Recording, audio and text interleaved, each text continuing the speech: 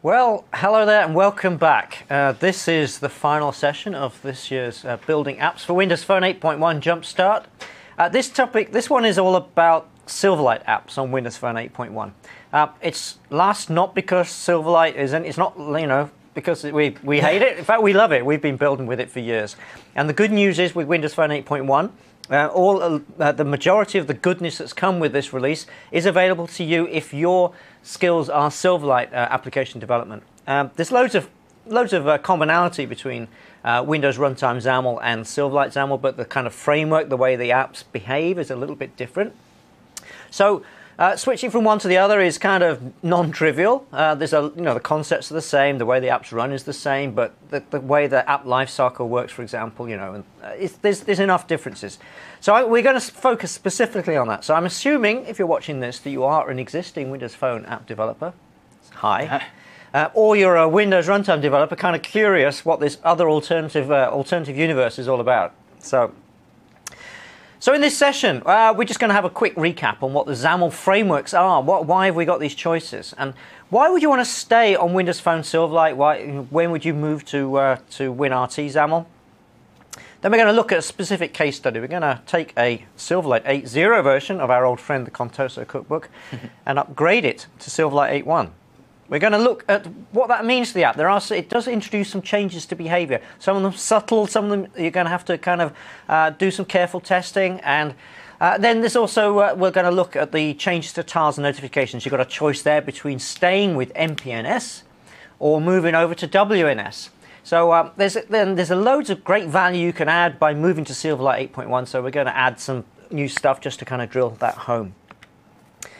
So yeah, we've got these two frameworks on Windows Phone 8.1, which we call Windows Runtime XAML and Silverlight XAML. So Silverlight, of course, is the one that people have been using for building apps for Windows Phone for a good many years now.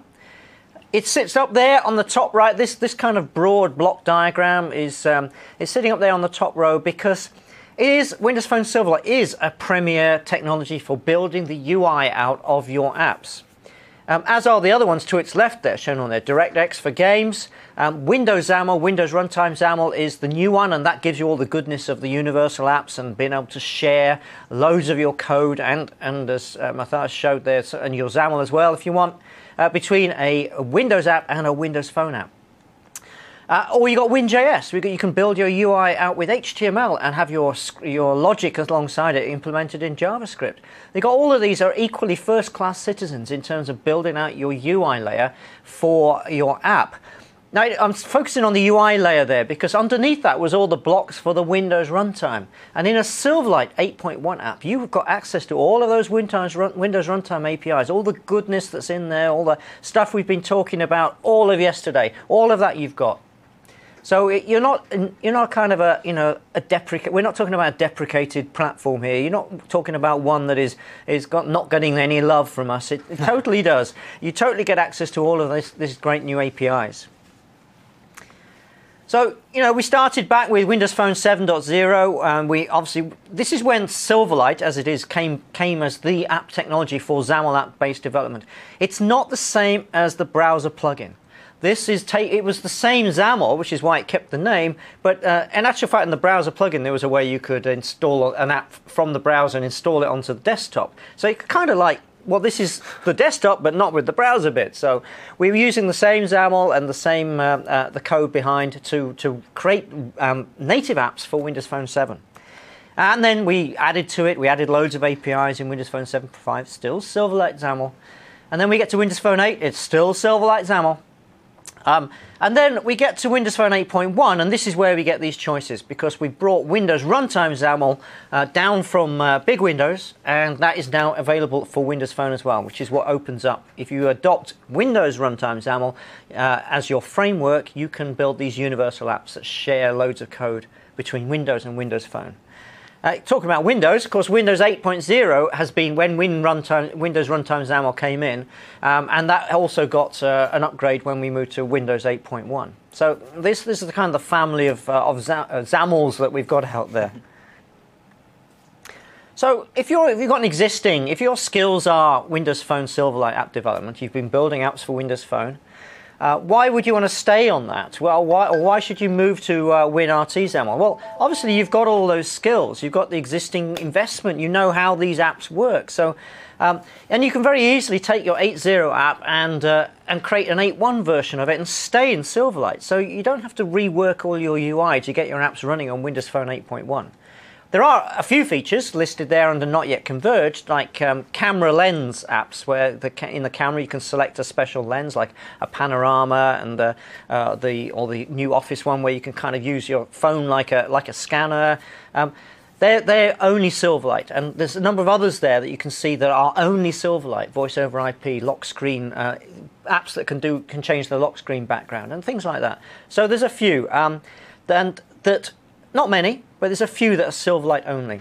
And it's all about, we're saying to you, we recognize you've invested all this time in getting up to speed and becoming a skilled Silverlight app developer. We want you to be able to continue to use those skills and move on to WinRT XAML when it's ready for you, or when the time is right.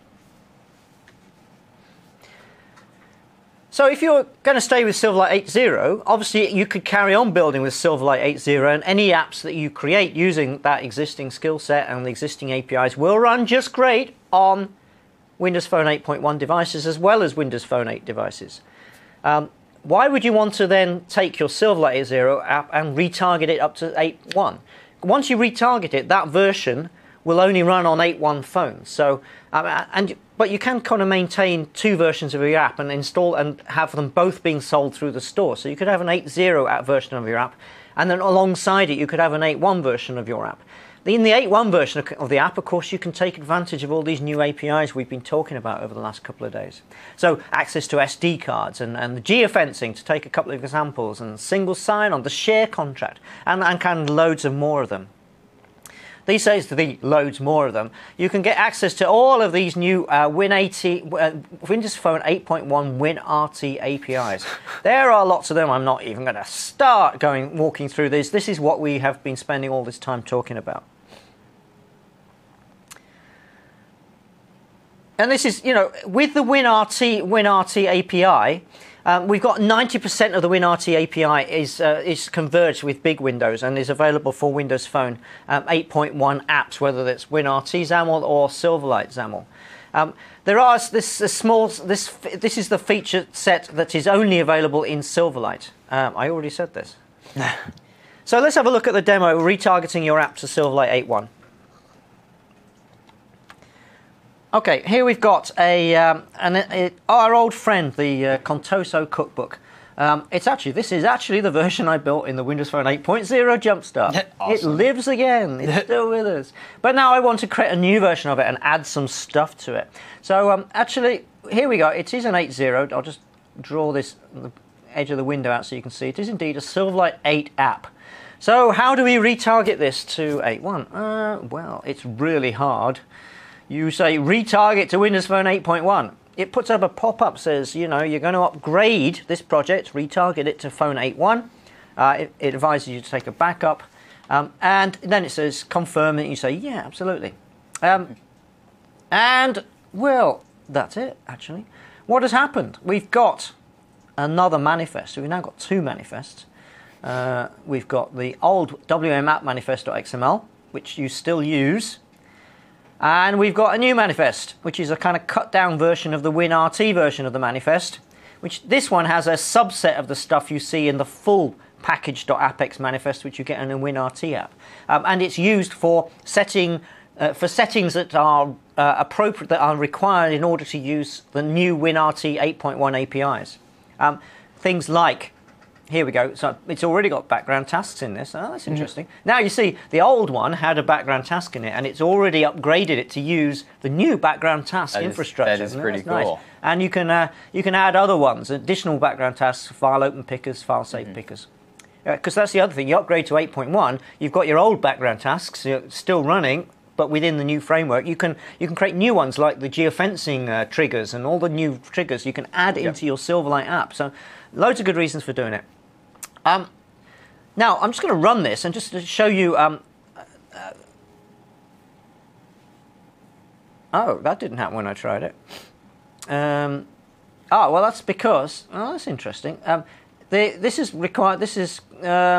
got a reference to the Windows Microsoft Phone Controls Toolkit, which have we got that for have we got a version of that for 8.1 yet? The toolkit? No, not yet. Okay, just remove that, and then build. And I think it's not going to fix the problem. I'm hoping there's not going to be. Let's get rid of this one. Now that absolutely didn't happen before. That's kind of weird. What's the proper version of that? Root framing is new. Phone application frame, is it? What is it? Hold on, I've actually got it here. Because I had that Silverlight application. Phone application frame. It oh, is you got it. Okay. Okay. It depends if I've used any other stuff in the toolkit. Ooh, okay. Oh, I've got a bomb here. Let me.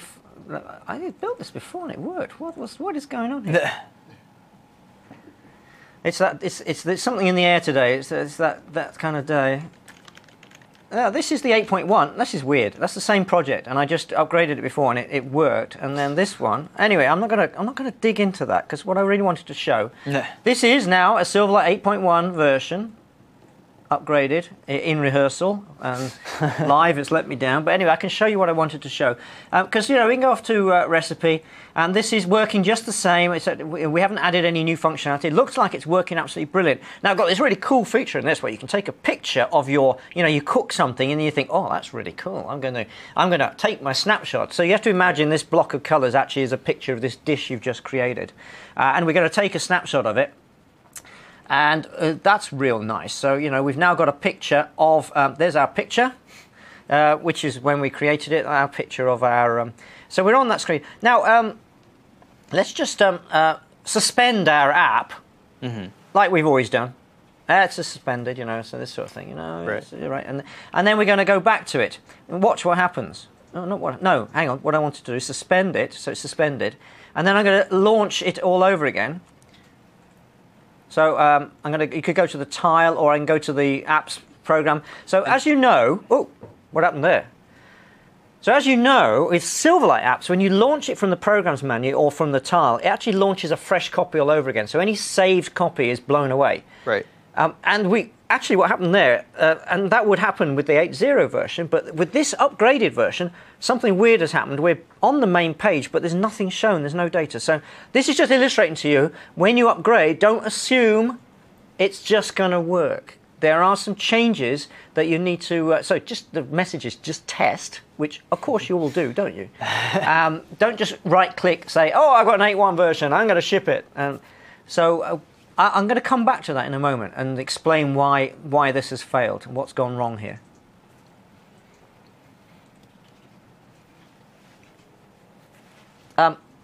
Actually, one point is worth saying about why it failed, why the original version, when I right-clicked and retargeted, is because references don't get upgraded automatically. So if you're referencing any third-party packages, you need those third-party package providers to upgrade to do a Silverlight 8.1 version of it.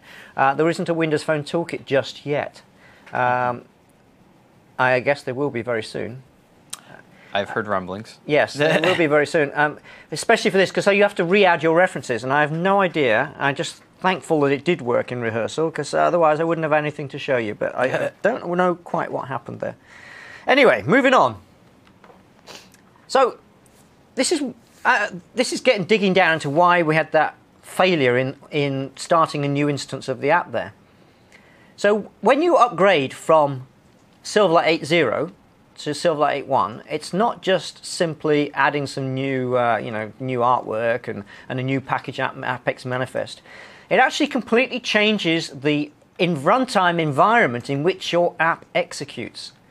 So it's actually running in, well, I've called it, there seems to be a lot of confusion as to what we should call this. Some people call it the modern host, and some call it new WinRT host. But either way, what you're doing is, previously a Silverlight 8.0 app, even running on a Windows Phone 8.1 device, is running in its nice familiar Silverlight little app execution framework, and stuff happens the way it always has, and life is good. But when you retarget to Silverlight 8.1, what you're actually doing is shifting where your app operates over to the same runtime execution environment that WinRT apps run into, and they're running side by side. this is part of the magic that's happened that allows you to get access to all the new Windows Phone 8.1 WinRT APIs. And you get this package app manifest.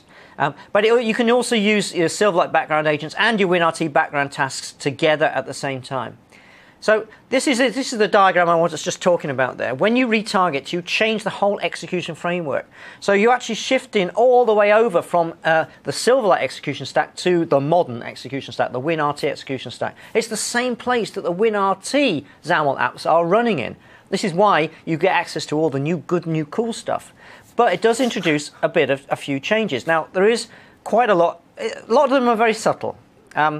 Some of these are CLR Silverlight bug fixes. So you get things like you run some API in a Silverlight 8.0 app. When you retarget and run the exact same code when it's upgraded to Silverlight 8.1, you'll get an exception being thrown that you didn't have before. That's because actually with Silverlight 8.1 we've kind of taken the chance to fix some bug fixes.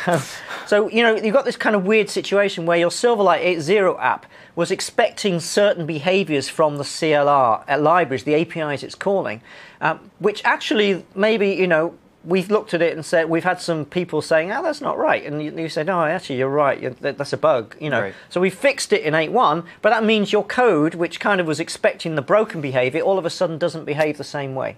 So go and read the docs. There's this platform compatibility and breaking changes for Windows Phone Silverlight 8.1 apps topic in MSDN. Go and have a read of that, which kind of takes you through some of these issues. Now, background execution. We kind of alluded to this. Not only, there's some good news and bad news with this, okay? So in a Silverlight 8.0 app, of course, you've got your foreground app, and you can run periodic and resource-intensive background agents. Those are the background tasks flavors we have in Silverlight 8.0. Then we have these other ones, the background audio player agent and the audio streaming agent. And we also have this thing called CBE, continuous background execution, which is kind of running in the background, but actually it's not the same as a background agent. You can think of it more like a foreground app that's allowed to keep on running with no UI. So this is used for turn-by-turn navigation and for run trackers, that kind of stuff. So you start tracking your run, you turn the screen off and stick it into your pocket or into something on your arm, and then you go off on your run and you get back, and yeah, maybe it can talk to you. There's an app I use that gives you a training plan that's really good and tells you to speed up and nags you. It's terrible. and that's running without using the screen. It's continuously running in the background. So that's what you can do in a Silverlight 8.0 app. Silverlight 8.1, yeah, like I said, there's good news and there's bad news. So your periodic and resource-intensive background agents still move across, and we saw that in the upgraded Contoso cookbook I had there. And you get all of the new triggers, all this great stuff, the geofencing, the Bluetooth LE, time zone, servicing complete, all this great stuff. But you can't use the old Silverlight 8.0 background audio stuff, and you cannot do CBE, run trackers and turn-by-turn navigation at all. At least with the background audio, you can replace it with the WinRT background audio. CBE, I'm afraid you're going to have to stay in Silverlight 8.0. The modern runtime, the WinRT execution environment, just has no concept of having a foreground app kind of continuing to run. It doesn't support it at the moment. Now, all of these we're kind of, we're looking at, and for future releases we'll try and plug these holes. But for now, for a run tracker and turn-by-turn, you're going to have to stay with 8.0. Yeah, I think the idea with turn-by-turn and run tracker is that the geofencing is such a powerful and flexible and persistent way of running background execution that should be able to be good enough. You can kind of do the same thing in a different way. But you're certainly not going to be able to port your code over. No. No, you're going to have to, it's going to be a whole new model of how to do it. Yeah. So let's add a new feature to our app, even though it's a bit broken at the moment, as you know. I'm going to come back to that restart behavior in a moment. But I do want to just add some new stuff, just to illustrate how we can add really exciting new features to our app. That page where we just took a photograph, the recipe detail page, this guy, we can add some interesting new stuff on there. So I could build it. Got some invalid markup on there. Why is that? Oh, I know. This is the... Yeah, don't worry about this. That's I think it's something to do with the design time data. But actually all I'm going to do is add myself another application bar button, which is... so I've already got 2 buttons on my application bar. I'll do this through the properties menu because it's nice and easy in there. Application bar. Why have I got no properties? What's going on? Application bar. Show application bar. This is not good news. Try. I'll get rid of this instance thing. It's the design time data. I don't know if that's upsetting. Right. Where's my design time data gone? Man. Oh, there we go. Okay. Get rid of this. It would have given a lovely design time experience if it worked. Oh, actually, I think it's this. We good? Yay! There we go. Even got design time experience. Okay, so there's my design time experience. Let's zoom that so we can actually see something useful. And I was trying to add an app bar button. As you can see, we've got 2 already. Here's my shoulder application bar. Thank you. Buttons. Let's go off to the editor and add ourselves another one. Add an application bar button. We have the icon URI, which is going to be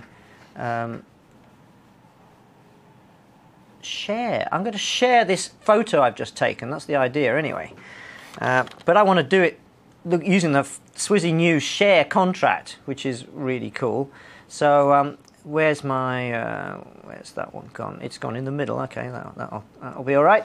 Share and call it share app bar button, and we're going to hook up a click event handler on it, and there we go. And we need to put some code into this.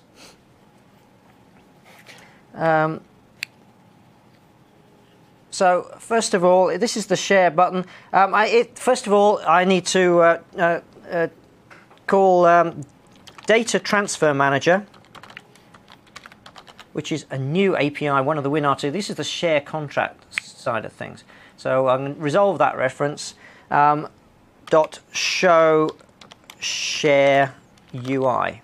And that's going to start the whole sharing process. Now, in order to do sharing as a share source, you need to hook up some event handlers. So I want where's my on navigated to? Gotta find. Have I got them?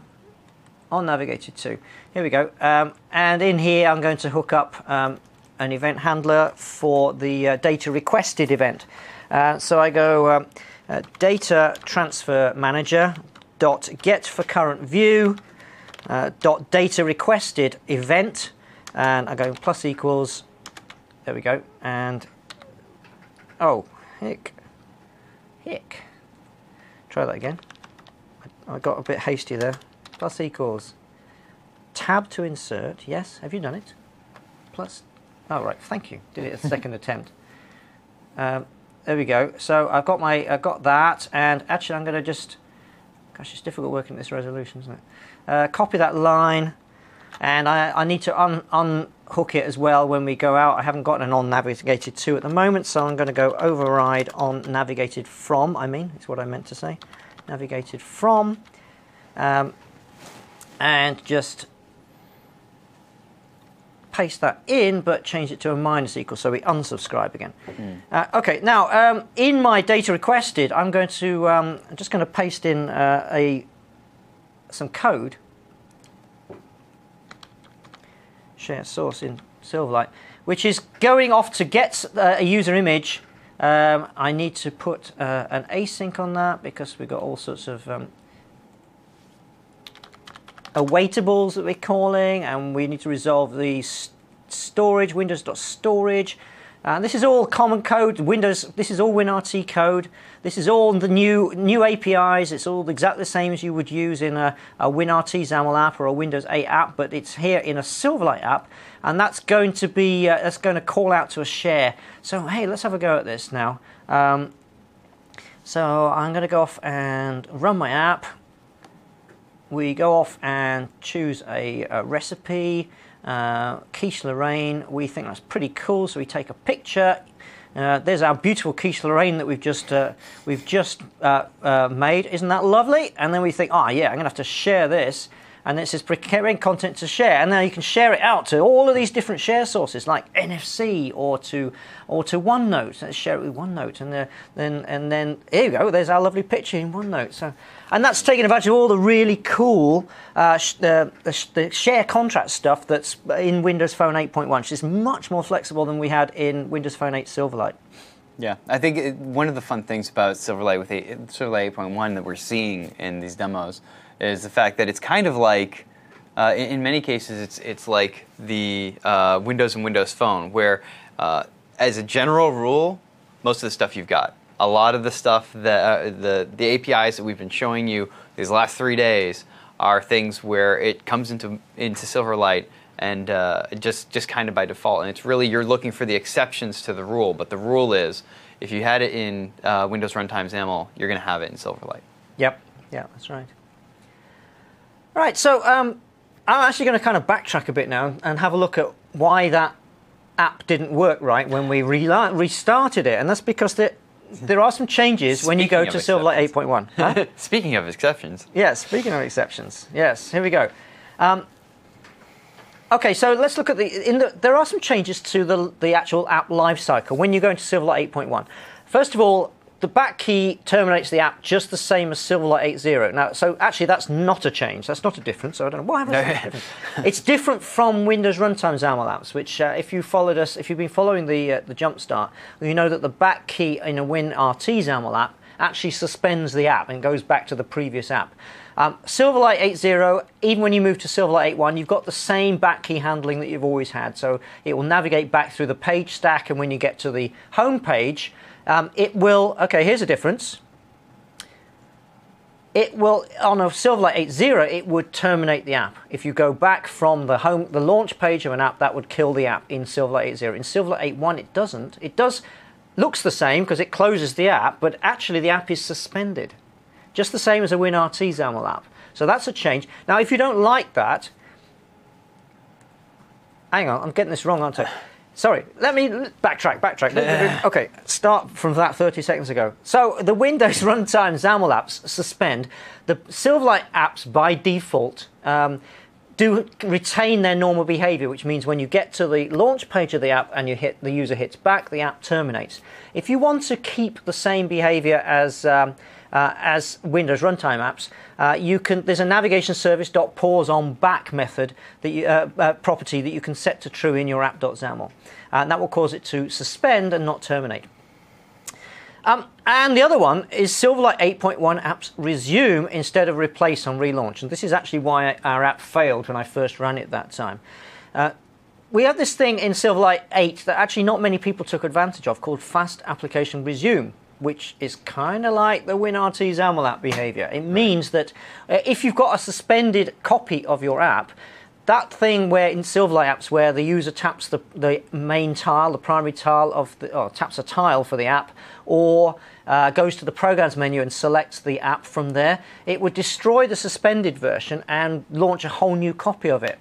So with Fast Application Resume in Windows Phone 8, you could change that behavior. So instead, if there was a suspended version, it would resume that one and not destroy it and create a whole new instance. That now is the only option for Silverlight 8.1 apps. You've got you don't have any choice.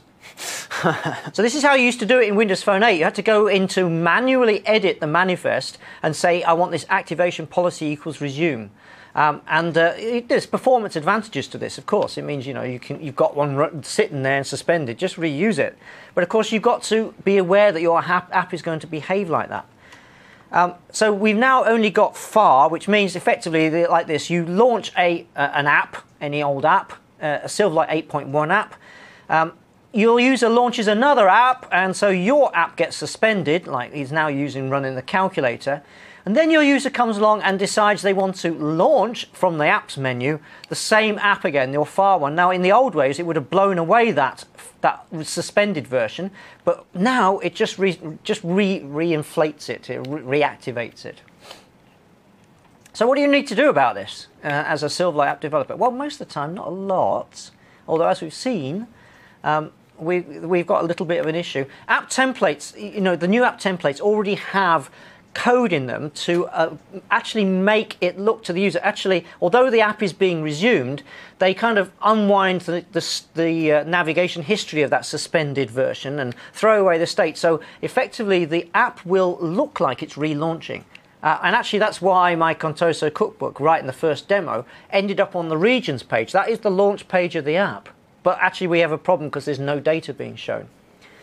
So there is already in the initialize phone application method, which is in your app.xaml.cs, this root frame.navigated plus equals check for reset navigation. If you go and have a study of, create any old new Silverlight app and go and dig down into app.xaml.cs, you'll see this and a bunch of other methods that are related to it. They're all about giving this on resume, make it look like you're starting again behavior, which is kind of what users have expected with Silverlight 8.0 apps. Now, the interesting thing about this is that WinRT apps tend to resume and actually will tend to pick up where you were last, and they're kind of the framework running WinRT XAML apps is more geared to the experience of, hey, just put them straight back where they were regardless. So you always go back to the same page that they were on last.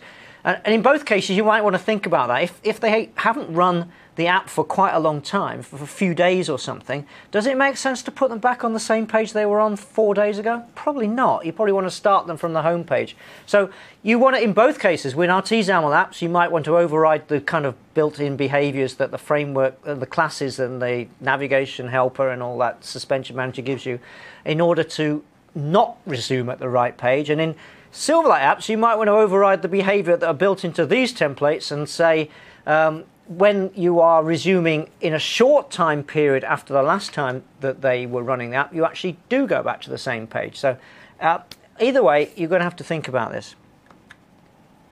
So let's just go and fix my app over here. The problem, as it happens, is can be illustrated by going to main page. The main page is the one that shows the regions. And in my onNavigated2 method, I'll set a breakpoint on it and we can have a look at what's going on. So let's run it. Actually, what's going to happen now? Because it was still suspended, wasn't it? It was still running effectively. We've got a progress indicator. Oh yeah. So let me backtrack because that didn't really show what I wanted to do. So I want to go back. I want to basically make sure my Contoso cookbook isn't running at all. Let's just make sure it's dead. It is. It's not there. Good. We're good. So it's not running. So I'm going to run it from cold. This is a fresh run of the app, the start, and you'll see this first thing it says is the app recipes data loaded? If it's not, then we go through and we set up a progress indicator, and then we load the data, and then everything happens as we expect, and we get our recipes details on the screen. If we now suspend the app and go off and launch effectively a new instance of it, we're back on our breakpoint, but at this point the is loaded is still true because we've actually, instead of launching a whole new copy where is loaded would be false, we've reinflated, we got the suspended one back. So we're not actually doing all this stuff. We're not doing the lines just above there where we're loading our data in and then putting it onto the page. So so this is why we end up with not that one. This is why we. Oh, hang on, I'm still stuck on this. This is why we end up with a completely failed demo. It's meant to be blank. Let me do that again.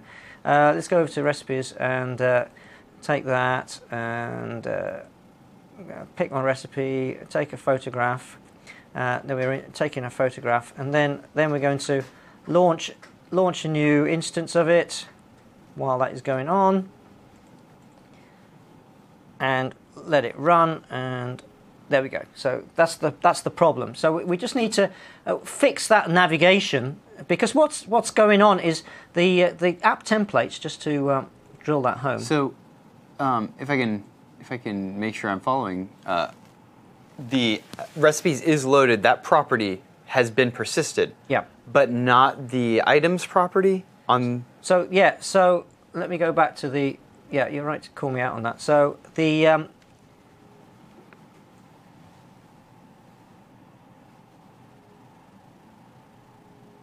Sorry. Okay. Oh yeah. Here we go. Look, when the recipe data is loaded, we're executing this. So app.recipes fires an event when it finishes loading its data. Yep. So this event handler would fire if it loaded the data, and that is what sets the data context on the list so that we show the data. I got you. So we've kind of got we've got a subtle hidden problem here.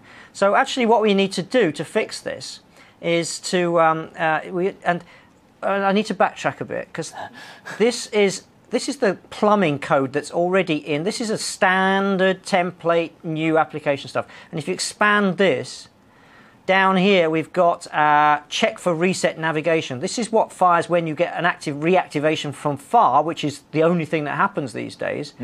If we get a navigation mode reset, which means a far reactivation, then we clear the navigation backstack, so it's clearing all the navigation history out and removes any back entries. So we end up with a clear backstack, no cached pages, and then we navigate forward to our main page again, and with a new navigation. So what we need to do is put a little bit of something like this that says, we probably want to do something like else. If we're on a new navigation. If e.navigation mode is a new navigation, which means this is starting anew rather than going back into the page, then we want to actually use that loaded data that's still in memory, our app data, and reset the data context. So we go list groups, list groups dot data context is equal to our app dot recipes, which is already loaded. So and then it'll all just work then. So the data is still in memory, the properties are still in memory, but the data context hasn't been set for the page. Yeah, exactly. Okay, right. that makes lots right. of sense. That's right. Got it. Yeah, Okay. that's it. So let's just repeat that scenario. Take a photograph while we're in the middle of all that, and it's suspended, of course, while they were in the camera picker.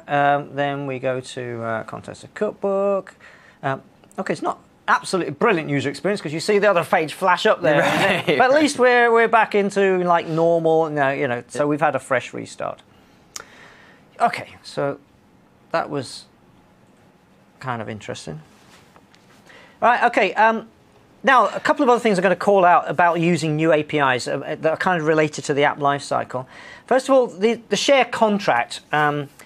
As if you're a share target, you're going to get activated to handle a share, and you can also, if you use the file open picker, file save picker, or the web authentication broker, then these have these and continue methods that we talked about in other sessions. So they actually, and they all work in WinRT. These are the WinRT API's behavior for Windows Phone, whether you're running in a WinRT XAML app or in a Silverlight app. But the reason why I'm calling it out is that what happens is you call file open picker pick file and continue, and at that point your app suspends and control transfers over to the shell UI that handles allows the user to pick where they want to choose where they want to pick the file from. It could be an app or it could be from the phone, and all this time your source app is suspended, and then when they've picked a file, then it returns and reactivates your app so that you can be handed over that file and use it. And there's a new activation for that, contract activated. And again, if you add a new project for Silverlight 8.1, if you look in app.xaml.cs, you'll see in the initialized phone application this other event handler shown at the bottom there, contract activated, is already hooked up. It's an empty event handler. You still got to obviously write your code in there. And if you're upgrading an 8.0 app to 8.1, you'll need to add this in. And then this is how it works. And this is take an example of the file open picker. And it's different from Windows. I've shown this slide before because I'll drive this home. On Windows, you just call openpicker.pick single file async. The source app waits, and when they've finished, you get the file back, and away you go, and you keep doing your file processing with the one that they've picked. on Windows Phone, whether it's a WinRT app or a Silverlight app, you call pick single file and continue. And this is the reason why I've got this difference in the APIs is because of the need to support these low memory devices, the 512 meg low-end phones. So your app maybe is suspended and maybe terminated, and then later on when they have picked the file, you're going to be reactivated. And the way it works on Silverlight is like this. We've got our contract activated event handler, and in there you'll be passed in an I-activated event args object of some kind. For the different activations, there will be a specific concrete type that you are passed in, so you need to find out which it is. So that's what the first line in contract activated is doing, finding out, is it a file open picker continuation event args? If it is, well, we just store, in the Silverlight way, we just store that event args object in a public property on our app class. So that's all we do. And then normal Silverlight page navigation activation stuff will automatically, because it's been suspended, it will automatically resume you back at the page where you were when you were suspended, which is the same page where you called the file picker API. So then, in your on navigated to, you just need to have a little bit of code like this that sort of says, oh, okay, thank you, I'm starting again. Is this because of a file picker continuation? Or is it because I've just been navigated to normally? So you can look at that file picker the property on the app class that you added there. Has it got a value in it? If it has, you know that this is a file open picker continuation. So then you can just carry on with processing the file. Actually, what's not shown there as well is after you've processed it, you probably ought to say set app.filepicker continuation args to null to avoid a inappropriate activation of this code later on. And you can implement the provider side as well. So you can be an app. You can create a Silverlight app that is a share target and a file open picker provider. One of the apps the user can choose to select in order to pick a file. So you can be the app that provides the UI that the user uses to pick a file. So they're available. I'm not going to go into any details on them.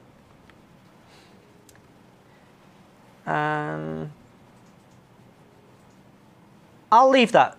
It's the same, actually, the same demo I showed in the WinRT ones, but just the Silverlight favourite. Okay. It's in the sample code. I'm just going to move on and just get so we can finish on time. WNS. Okay, this is an interesting topic. So in a Silverlight 8.0 app, you use MPNS or MNS, Microsoft Push Notification Services, which was the push created for Windows Phone 7, and it has been obviously with us for a few years now. In a Silverlight 8.1 app, you can choose to use MPNS or WNS. It's actually not quite. I mean, that's an or from an API's point of view. So your code that uses push notifications will run just the same in a Silverlight 8.1 app. Actually, under the covers, it's using WNS. You are running on WNS once you retarget to Silverlight 8.1. So this is just it's just about the APIs you're choosing to use. You can leave all your push notification code just fine. There are a few changes, some methods you call that you would normally you could have expected a sort of true-false response from. They will always look in the documentation, but basically it means your code should just run if you stay with MPNS. However, if you choose to switch over to the WNS APIs as well, remember it's WNS under the covers, but this is your programming interface that we're talking about. If you switch over to the WNS kind of app, the programming APIs, you get access to all of the WNS goodness, which is a lot of it. So you can't use both together. You've got to choose one or other from a programming API's point of view. WNS is better. I mean, but you're not forcing you to go there. So it's much more reliable. Notifications get there faster. You don't need any certificates. It's obviously all your code is converged with, it's a WinRT WNS code. So it's just very reusable across universal apps and got a lot of extra features as well. Now, the way you select, when you upgrade an app, and just switch back over to here, this guy. When you upgrade an app, where's my? You go to your, not that one, WM app manifest. This notification drop down here. It will stay on MPN by default. But if you want to switch to WNS, you just simply click that other one. There's more to it than that, of course. It's not just a case of selecting the right drop down. But that's where you start. That's the starting point. And you need to go in and specify your tile and icon. Once you switch over to WNS, you need to supply all of these visual elements. Some that you can specify through the manifest editor, and some that you have to go in and manually edit. But you need to supply all the right artwork. Now, the other things are, once you switch over to WNS, you need to set that toast capable equals true in the package.apex manifest file if you start using WNS toast. And the tiles are not, once you switch over, we're not talking about a trivial thing here, because your cycle tiles are not supported, your flip tiles are not supported, so you've got to change over to things like tile notification queues and the peak template, for example. So you've got to choose one of the WNS templates. And also, when you're creating tiles, you've still got to remember to use the Silverlight page-centric navigation model. So that's different from WNS, where you just pass what is it? You pass through a sort of string or something different. Yeah. Now here's a little. Actually, I'm going to the second bottom bullet point. I'm going to come back to in a minute. I want to talk about the bottom one first.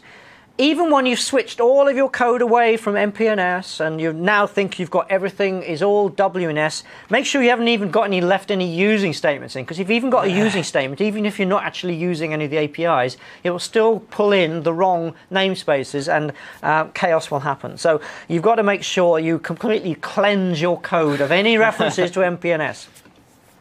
The other one, the request create async thing to pin a secondary tile. That's interesting.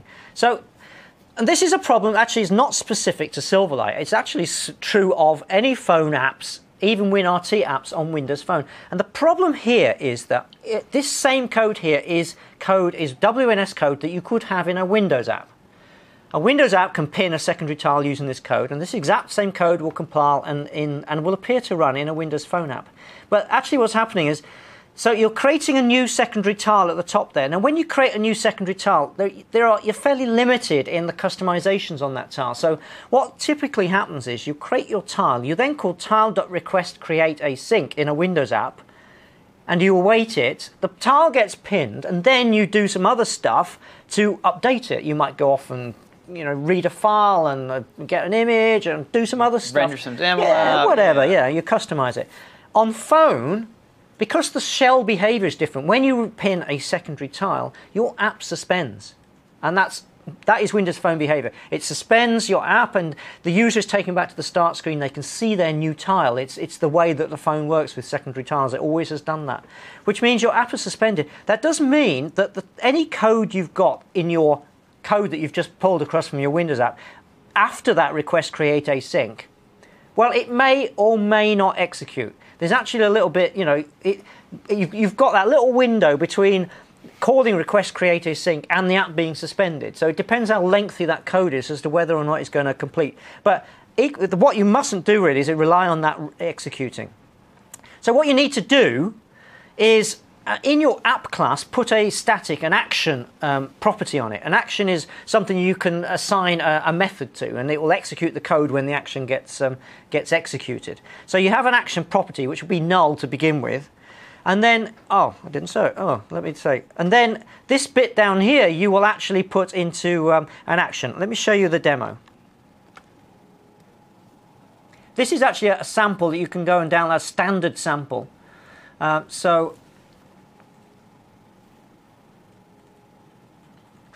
You can go and pull this down. It's actually a Silverlight 8.1 sample, tile update after deactivation. Now, I have actually cheated a little bit. So there's two scenarios. Let me just run it on the emulator. Two scenarios. You can pin the tile and update immediately, so run the code immediately. That's the one I'm going to show you first. So you pin the tile here, and then I've put a little delay in because unfortunately the emulator's too fast, and this does actually work, which kind of spoils my demo. So then we're going to go off and update it a bit, but you can imagine this simulating some lengthy work, such as you've gone off to a web service or opened a file, done some stuff that's significant. And so we can do that, and we just make sure the tile's not pinned, and you can pin the tile and then try and run that code to update it, which the tile is already, and you see we've got the original tile. It's not been updated at all. I can go back into the app actually just by pinning it, and then go back to the better way, which is hang on, updated. What happened there? Let me just. run it again. So you saw the updated one. So it did actually get to the right. And then do the other one. You pin an update on scenario on the deactivated, and I'll show you the code in a minute. So you pin it, and scenario 2's tile is already updated. So what happened in scenario 2? The right way of doing it is that we've got our request delete async and nothing after it. But what we have done is we have set up on this page if I can find it, where do we set the action? Pin and update link. Yeah, here we go. App on new tile pinned is equal to update tile. Update tile is that method, go to definition, which does the updating, which is the stuff we were trying to do after it was pinned before. So there we go, lots of notifications to update the tile. And so what we're doing is we're deferring all that, we're putting it to an action on app. So what we do in app.xaml.cs is there's that property that we set on update to into, but then if we find our application deactivated, so this will fire as your app is being suspended. We say, is this action property, if it's not null, then we execute it. So, and then we clear it, just so we don't have any false positives later on. So in the application deactivated, we're doing the updating the tile afterwards. So it's kind of a bit... Wow. It's like just-in-time compilation. It's something like that. So it's weird and wacky stuff. So this is, and I call that out, I say it's not specifically a Silverlight problem. It's a phone app WinRT API tiles problem. And I call it out here because if you are doing this navigation from, you're moving from MPNS to WNS, this is something you might trip up with your copying code from Windows and you think, oh, that should work, So just be aware there's some differences there. Just lastly, a couple of words on app submission. Silverlight 8.1 apps run on 8.1 phones only. You can actually submit up to the store a 7.x version of your app, an 8.0 version of your app, and an 8.1 version of your app. And each, if an 8.0 user will get the 8.0 version of it, an 8.1 phone owner will get the 8.1. So you've got apps supporting all of the phones that are out there at the moment. So that's certainly possible. There is a bit of unfortunately, the tooling has let us down just a little bit. Silverlight 8.1 apps require that you must manually edit package.apex manifest before submission. There's a topic, prepare your Windows Phone Silverlight 8.1 app for publishing in the MSDN, that takes you through it. But essentially, you reserve an app name in the store. You have to note that, and you have to make a note of that app name and that package identity name and the publisher name in the store once you've reserved the name. Make a note of all of them, and then you come in and manually edit your Apex manifest, and you have to really you have to cut and paste those values in here. This is a package.apex manifest, and the publisher name goes in there, and the app name needs to go to one other place as well, which is in your WM app manifest.xml in there. So unfortunately, it's a bit manual. We're sorry, but it didn't make it into the tooling. So that's for Windows Phone 8 Silverlight 8.1 apps only. So, in summary, which XAML framework should you use? Whichever you want. We've got loads. Which one would you like? I've got loads of XAML frameworks. For a new app, choose between WinRT or Silverlight, depending on which you feel more comfortable with. WinRT opens, obviously, the opportunity up for universal apps. If you've got an existing Windows Store app, it's kind of a no-brainer. Yeah. But obviously, if you choose WinRT, it's only going to run on 8.1 phones. That's one consideration. If you want to use a lock screen image or cameras, some of these features that are Silverlight only, you can go for Silverlight 8.0 or Silverlight 8.1. Music app, background audio, then you'll have to use Silverlight 8.0 or WinRT APIs for that. And existing Silverlight phone apps you're upgrading, well, Silverlight 8.1 or you could choose a migration to WinRT, but that's absolutely non-trivial. So yeah, that's the closest correspondence you would see is what we saw in the Universal Apps demo, where I have the linked files and the PCL, and that would be if I was doing a migration from a Windows 8 application, I would do a very serious refactor, pull things out, put them in a PCL, and start. If you haven't got it, if you're not starting from a good place in terms of the structure of your apps, very much so. Yeah. don't go there. Well, astonishingly, there we go. We've with Windows Phone 8.1, you know, we've got 2 XAML frameworks. We are protecting your investment, your skill set if you're a Silverlight developer. We're also giving you a great route forward to universal apps with WinRT XAML for building apps that each share loads of code between Windows and Windows Phone. It's a great product, and that is the end of the Jumpstart. We have finally reached the end. If you've been with us all the way through, congratulations. And Yay. if you come to this and you've been through the videos watching this after the event through MVA, welcome to the end. And for us, I'd just like to say thank you so much for watching. I hope you've all learnt something useful. I guess, is there a survey again? Probably a survey, we're told. If there is a survey, please let us know if this was useful to you. Yep. There is a survey, so yes, if you could please answer the survey. We'll stay on live for a little bit and answer any questions. And other than that, it's just time to say thank you and goodbye. Yep.